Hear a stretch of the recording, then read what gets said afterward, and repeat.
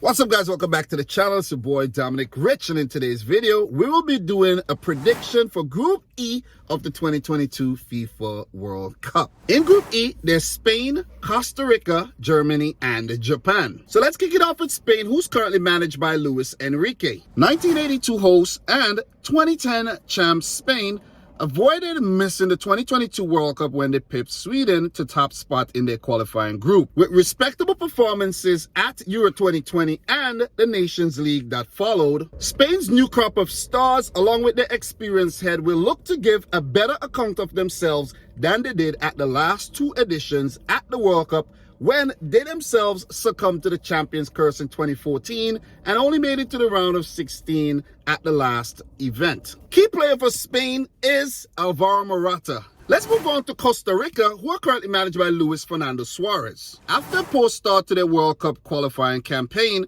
Los Ticos picked up massive pace towards the end to sneak in via the Interconfederation playoffs by defeating New Zealand 1-0. With a few of their stars from the 2014 fairy tale run to the quarterfinals still in the setup, a healthy mixture of youth and experience is what Costa Rica needs if they are to upset the likes of Spain and Germany. They do go into the World Cup as rank underdogs, but at the World Cup, anything is possible. Key player for Costa Rica is their goalkeeper, Keylor Navas. Now let's move on to Germany, who are currently managed by Hans-Dieter Flick. Four-time world champs Germany are trying to put the debacle of 2018 behind them after falling victim to the champions curse. Like, who would have thought, right? Who would have thought? After parting ways with their longtime boss Joachim Löw, Germany appointed Hansi Flick fresh off winning the Champions League with Bayern Munich. With the injection of new faces and moving on from some seasoned pros, the Germans are back at their competitive best. But could they navigate a group not dissimilar to the one in 2018? They actually should, once there's no signs of PTSD. Key player is Joshua Kimmich. And last but not least in the group, Japan, who are back under the tutelage of Hajime Moriyasu. Having qualified for every World Cup since making a debut in 1998, the Samurai Blue appear to be an every other tournament type of team, where they alternate from going out in the group stage and in the round of 16. Blessed with an immense amount of talent who ply their trades throughout Europe's top leagues, Japan are definitely not a team you or anyone would want to underestimate. Key player for Japan, in my opinion, is Junya Ito. So guys, now time for my prediction. Who do I think is going to come in fourth and third and miss out on the knockout phase? And who do I think would actually move on to the round of 16? Well, let me first say this, right? My predictions are barring any injuries or bans to any players, right? And as we know it, if you go back and you check the history of the World Cup, let's check the most recent history. There has to be a big team that misses out on the knockout phase. If you go back to 2018, you'll find Germany. If you go back to 2014, you'll find Spain, you'll find Italy, you'll find England. You see? So there's always going to be a massive team that misses out on the round of 16. And in Group E, there's two. There's Germany and there's Spain. So it's a tough call. Do I want to go with a predictable prediction where I predict the best teams to actually go through? Or do I want to have a twist? All right, you'll find out. Coming in fourth in the group, guys, I think it's going to be Costa Rica. When stacked up against the other teams, I think they do not have the quality to go through to the knockout phase. And they won't compete with the likes of Germany and Spain. And with that being said, I don't think 3 points would be enough to get them through, even if they do beat Japan, right? Let's just say that. Costa Rica started World Cup qualifying really slowly. They struggled, and they were criticized for being too old. Towards the back end, they started mixing things up. Few new faces got introduced in the team, few young players, and the old stars like Joel Campbell and Brian Ruiz and co. These guys really stepped up. When Keylor Navas is part of that team, he provides an immense amount of inspiration. So they'll need him fit. They struggle without him. But this Costa Rican team is very experienced. A lot of the players from 2014 is still in the setup. I checked the recent Costa Rica lineup during the World Cup qualifiers, and I was like, wow, they had a lot of experienced players. Even some on the bench like Kendall Waston. You know, you have guys like Kesha Fuller. But the question is, could they compete? Could they stand the test against Spain and against Germany? I think they'll give Japan a run for their money. I think they can. I think they can. They're capable of doing it. At face value, so yeah, they could give Japan a run for their money. But I think the European teams will be a little bit too much for them. So I'm going for Luis Fernando Suarez's Ticos to come in last. My CONCACAF team to come in last in the group. Unless we see something crazy happening where Joel Campbell and Brian Ruiz play like their prime 2014 days, right? So coming in third is where I have a twist. I think there'll be a twist in this group. It was a hard call to make, but I don't want to be boring. I'm actually going to go for Spain to come in third. Luis Enrique actually changed the team. He transitioned the team, got rid of a lot of the seasoned pros, guys like Sergio Ramos and a few others. Maybe some of them would be involved, but the only player that was involved recently was like Dani Carvajal, the Real Madrid player. How many Real Madrid players are going to make the squad? Are we going to see Lucas Vazquez? Are we going to see Marco Asensio? Who's going to make the team? But what we know for sure is that Luis Enrique have shifted to guys like Pedri, Gavi, Ferran Torres, Alvaro Morata, Dani Olmo. These are the guys he's been dependent on. Change the goalkeeper. David De Gea not even in the 55, I think. Guys like Emerick Laporte, Pau Torres at the back. Eric Garcia. A disaster waiting to happen, in my opinion. Selection will be an issue for Spain. Are they going to get their 11 right?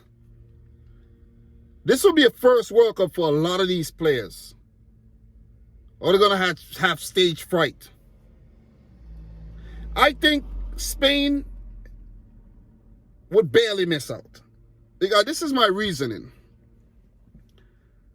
Spain got to play Germany. And they have to beat Germany, in my opinion. And I don't think they're going to beat Germany. Right? Let's say they get 3 points against Costa Rica. Right? They have to beat Germany, and I don't think they're going to beat Germany. And I don't think they're going to beat Japan either. I think they'll pick up a draw against Japan. I think they'll lose to Germany, and I think they'll beat Costa Rica. So when we look at the fixture, Spain do play Costa Rica in their first game. They'll pick up a win there. Then their second game is against Germany. I think they'll lose that game. And the big match on the last match day, they'll slip up against Japan and only pick up a draw, where I think Japan, who I'm actually predicting to come in second, would actually lose to Germany. I think Japan could get something against Germany, you know. I think Japan could get something against Germany. But I think this could come down to goal difference as well. Where, let's say Japan lose to Germany on the opening day. They beat Costa Rica by a really good margin. Let's say they don't lose to Germany too badly, but Spain does. Right? And they beat Costa Rica by a good margin and Spain doesn't. And on the final match day, they pick up a draw against Spain. They'll go through on goal difference. 4 points, Japan, 4 points, Spain. Germany might end up getting all 9 points or 7, who knows. But that's how I think the group would actually go. It's a tricky group, but I'm trying to justify the reason why I'm predicting Spain to miss out. You can't take this Japanese team lightly. You really cannot. They just run constantly for 90 minutes. They never run out of pace, never run out of steam. They have a lot of quality in their team, so you can't really analyze and say, okay, let's watch a few videos on Junya Ito and Kubo and Minamino and Haraguchi and Eo Tanaka and all these guys. Yu Osaka, whoever it takes, Daichi Kamada, a lot of quality in that team. Koaro, Mitoma is coming through, very, very good as well. Gonda is still in goal. Nagatomo, this could be his last World Cup. You have the likes of Tomiyasu, Yoshida, a lot of quality in this Japanese team. I'm going for a twist. I'm going for Japan to come in second in the group. Yeah, damn. That one was wild. But I have to make a tough call. I don't want to make this prediction video boring. I want to make your time worthwhile. And I think Spain are going to miss out. Japan second. Moriyasu have been in charge long enough to know how to navigate these things. And Japan did well in 2018 as well. You see what I mean? They almost got rid of Belgium. 2 early goals and Belgium had to play out of their skins to come back. So don't trust this Japanese team, man. So look, first in the group, I think it's going to be Germany, who look to be like that competitive German team we know in the past. Serial World Cup winners. But what happened in 2018 was just a debacle. I don't know how it happened. And we're trying to wrap our minds around how these champion World Cup champs fold at the next World Cup like Italy did in 2010. Wait, let's go back. Like France did in 2002, Italy did in 2010, Spain did in 2014, and then Germany did again in 2018. I am not going for France to actually fall to the champions curse this time around, but not to stray too much. But Germany, they have bounced back well since they got rid of Joachim Löw. I think Hansi Flick have come in. He's reinvigorate the team, got rid of some guys like Hummels and a few others, and just injected fresh blood into the team, man. Have guys like Leroy Sané, Gnabry, Jamal Musiala. Thomas Muller was kind of frozen out, but he's back. Kimmich and Goretzka in the midfield. These guys formidable. Is it going to be Ter Stegen or Neuer if he's fit enough in goal? There's Bernd Leno. There's a lot of quality in the goalkeeping department. Their defense is going to be a question asked of their defense with guys like Kehrer and Sula. There's going to be questions asked. Rom in the fullback positions. Ilkay Gundogan, big up to Ilkay Gundogan in the midfield. German team is stacked up. Timo Werner will miss the World Cup, but there's Kai Havertz, who seems he does come good for Germany. I think Florian Wirtz, is he fit these days? Is Marco Reus going to make the squad? Toni Kroos. You know, so there's experience mixed with fresh blood, fresh faces. Guys like Schlotterbeck. You know, so I expect Germany to do well.